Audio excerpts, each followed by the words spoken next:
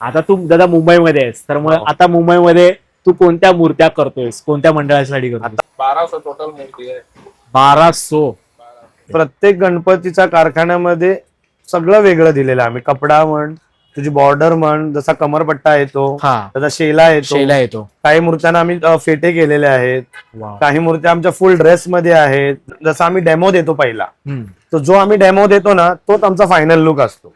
400 गणपती बँगलोरला आहे आणि हैदराबादला टोटल आमचे 800 गणपती आहेत. ते आम्ही दोघं मिळूनच करतोय. आणि प्रत्येक कारखान्यामध्ये 200+ मूर्त्या आहेत. नमस्कार मित्रांनो, पुन्हा एकदा तुमचं स्वागत आहे तुमच्या आवडत्या कट्ट्यावर, म्हणजेच 360 कट्टा.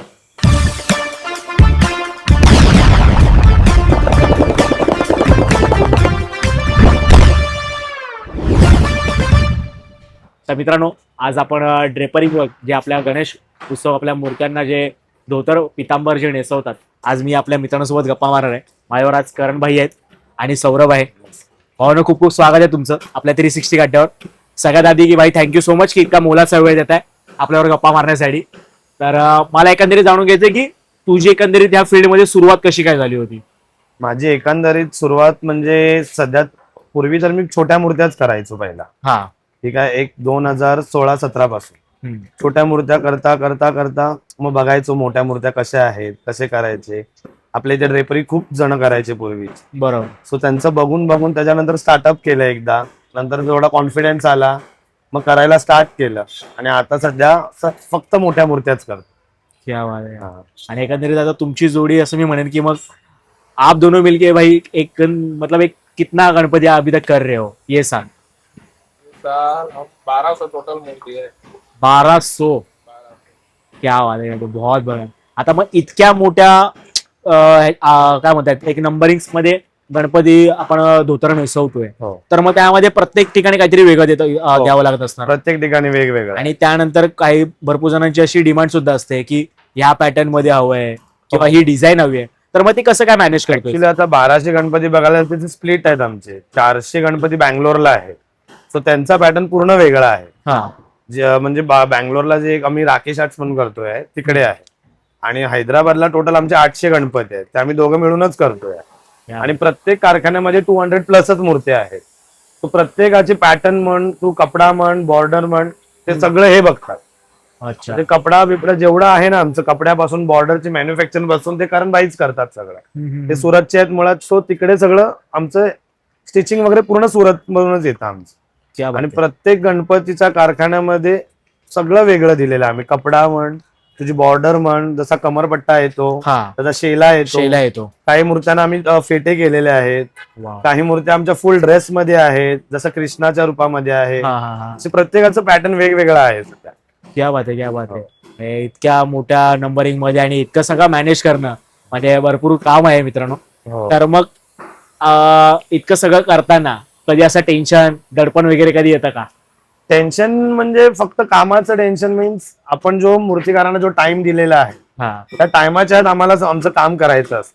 आणि जो आपण जसं आम्ही डेमो देतो पहिला, तो जो आम्ही डेमो देतो ना, तोच आमचा फायनल लुक असतो. क्या बात आहे. त्याच्यामध्ये आमच्या दोघांचं म्हणजे एक आम्ही हे ठेवलेलं आहे, जे आपण डेमो करणार ना तेच फायनल लुक द्यायचं.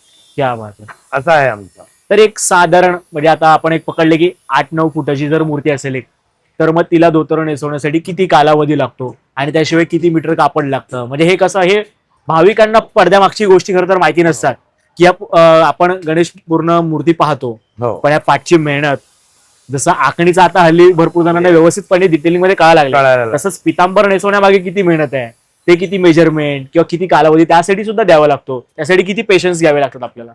कालावधी म्हणजे तसं तर ड्रेपिंग साठी जर तू म्हणत असशील ना, तर एक half an hour to 40 minutes आम्हाला लागतात. म्हणजे प्रॉपर पूर्ण गणपती रेडी करा. आणि त्याच्या मागची जी मेहनत आहे, जसा कपडा घेणं, बॉर्डर घेणं, मग त्याला छोट्या छोट्या खूप गोष्टी आहेत त्याच्यामध्ये देखील. तो शेला तयार करणं, हे सगळं आमचे म्हणजे मीटर्स वगैरे आमचं जसं मेजरमेंट म्हणतोस तू, ते आमचं ऑलरेडी सेट असतं दोघांचं. जसं बघायला तू आता म्हणाला 10 फुटाची मूर्ती, तर 10 फुटाच्या मूर्तीमध्ये अँगल्स पण वेगवेगळे असतात. प्रत्येक मूर्तीला सेम कापड लागत नाही लागत. बरोबर. कोणाचं बसण्याचं पोझिशन वेगळं आहे, कोणाचं स्टँडिंग आहे, कोण सिटिंग आहे, कधी त्याच्या खाली आर्मीचर आहे. सो ह्याचं प्रत्येकाचं मेजरमेंट डिफरंटच असतं. सो ते आम्हाला पहिला प्री प्लॅन करावं लागतं. असं आहे. आणि मूर्ती आम्हाला एक प्रायर आम्ही बघतो पहिला आणि त्याच्यानंतर आम्ही तो पूर्ण मटेरियल रेडी करतो असं. आता तू दादा मुंबईमध्ये आहेस, तर मग आता मुंबईमध्ये तू कोणत्या मूर्त्या करतोयस, कोणत्या मंडळासाठी करतोय? आता मूर्त्या तर सध्या तर मी पोहेकरांच्या इकडे मला ऑर्डर झाल्यात आहेत, तर त्यांचे एक 3-4 मंडळाशी बोलणं झालंय आहे. आणखी 2-3 मंडळाशी बोलणं चालूच आहे. मीन्स त्यांना कपडा दाखवणं, बॉर्डर दाखवणं, ह्याच्या मागचं म्हणजे ते थीम ऍक्च्युली ते थीम वर जातात आहे. बरोबर. म्हणजे काही जणांचा एक मल्हार थीम आहे, तसा राजा थीम आहे, तो त्याच्यामध्ये ते चालू आहे आमच्या लोकांचं सध्या पोहेकरांकडे माझे एक 5-6 मंडळांचे फिक्स झालेले आहे. पण मग या बरोबरच की आताची जेनझी एक आहे, एक वर्ग आहे ज्यांना खूप काही क्रिएटिव्ह सुचतं, पण म्हणजे तो एक आधुनिक आहे आणि एक आपल्याला पारंपरिक सुद्धा एक टच तू कुठेतरी ठेवावा लागतो. तर मग हे दोन्ही बॅलन्स कसं करतोस? आता पारंपरिक टच ठेवायचं झालं तर तुझा एक आम्ही आमच्याकडे म्हणजे मटेरियल मध्ये तुला सांगतो आम्ही. मटेरियल मध्ये पारंपरिक सोहळा नेसवला जाता तो पितांबर रंगाचाच नेसवला जातो. बरोबर. तो संपूर्ण प्लेनच असतो. आणि पूर्वी कसं असायचं, बॉर्डर मध्ये एवढं व्हरायटीज नव्हत्या. तो तू आता म्हणाला जे जेनझीचा आहे, तर जेनझीच्या हिशोबाने आम्ही लोक आता त्या बॉर्डर्स वरती आम्ही जास्त फोकस करतोय. त्याच्यामध्ये पारंपरिक टच पण ठेवलेला आहे आणि जेनझी टच पण ठेवलेला आहे, असं आहे. क्या बात आहे, क्या बात आहे. मग हे काम करताना तुमचा एकंदरीत फोकस कसा असतो? म्हणजे कसं असतं ना, एखाद्याला आर्टिस्ट म्हटल्यानंतर एखाद्याला सवय असते, एक प्रत्येकाची काम करण्याची एक शैली वेगळी असते, की काही जणांना म्युझिक ऐकत काम करायला आवडतं, काही जणांना एकदम शांतता लागते, पीसफुल लागतं, काही जणांना अजिबात डिस्टर्बन्स लागतो. तुमचा पॅटर्न काय दोघांचा? डिस्टर्बन्स आता तू वर्कशॉप म्हणत असेल तिकडे आवाज तर तुझा असणारच, आणि शांततेत काम करण्यात तेवढी मजा नाही येत ना तेवढी तू जसं सॉंग्स म्हणाला गणपतीच्याच गाण्याच्या ह्याच्यामध्ये आम्हाला ते काम करायला देखील मजा येते. आणखी असं आहे. सगळ्यात डिफिकल्ट आतापर्यंतची मूर्ती टास्क कुठली आठवते का? हे करण भाई सांगतील. डिफिकल्ट टास्क आपके लिए कौन सा था? सगळे अशी इझी, कारण की आतापर्यंतच्या कामाची सवय झाल्या. जो डिफिकल्ट काम होता ना वो हम इजी कर देते हैं, सबसे इजी वो करतो. क्या बात आहे, क्या बात आहे, क्या बात आहे. मस्त मस्त. त्याशिवाय मग अजून पुढे अजून काय फ्युचर मध्ये प्लॅन केलेत? प्लॅनिंग तर खूप आहेत करायचं. आमच्या दोघांचा तालमेल आम्ही बसवतोय त्या गोष्टीमध्ये आणि चालली आहे वर्किंग पण. आता ह्या वर्षी 1200 आहेत, पुढच्या वर्षी बाप्पाच्या कृपेने बघूया आणखीन किती होतात आहेत.